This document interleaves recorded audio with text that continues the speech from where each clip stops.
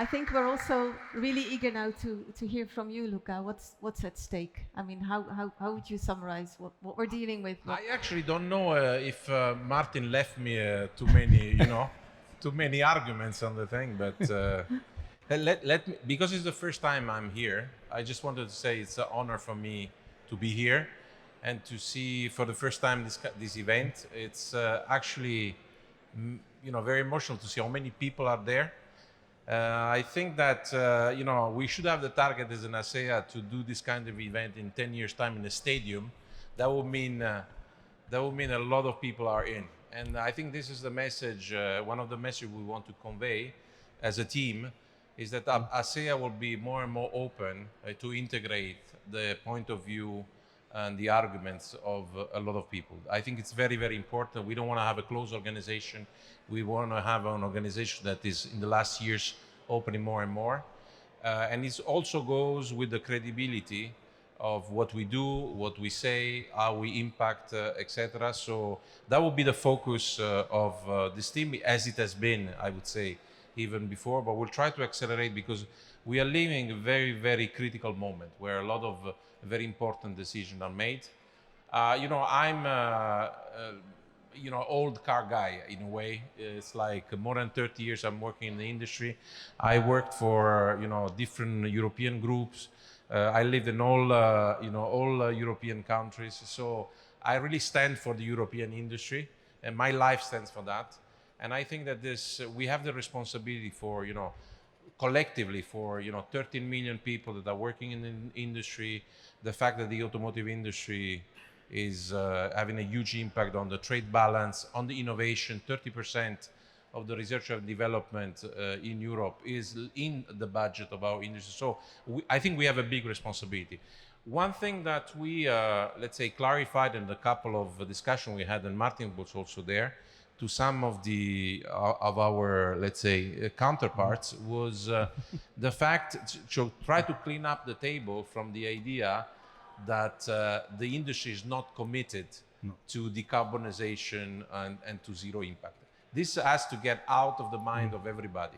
The industry is committed on the challenge that is as given by the Green Deal. Very, very clear. I don't know where Mr. Sampson is, but that needs to be a very, very strong message.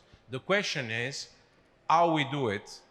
And the question is, do we take into account the context and the changing, the evolutionary situation that we are all living, even beyond the automotive industry? So I think that topics like level playing field, because we are a global industry, we work in Europe, but we work in China, we work in US, etc., etc.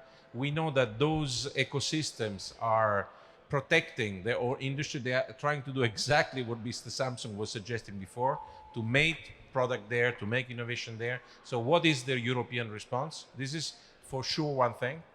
I think the second message probably is there is a temptation to develop more and more regulation, okay? But piling up regulation doesn't mean to have a strategy. What we need is an industrial and policy and strategy. And to do an industrial policy and strategy, you have to take into account a lot of things. And this thing, as Martin was saying, is cutting industries and sectors horizontally. Okay, it's not only the task of the automotive industry to find a solution, big part of it, but you have the energy industry you have the infrastructure industry also is involved. So this is one thing that we have to learn to do, because our silos was the automotive industry. Our tunnel was the automotive and truck industry, and we have to learn to work, with other industry to find common interest. So basically, I would say, the only one probably I'm forgetting is one of the messages that we deliver to everybody is, it is very important that everybody listens to us. Everybody listens to the argument of the people that know what they are doing, that are spending the money, that are investing. And what we can give in exchange, it's a very honest, straightforward, approach by telling the truth, not our truth. And the truth, like in trials, comes from the confrontation of the arguments of different people.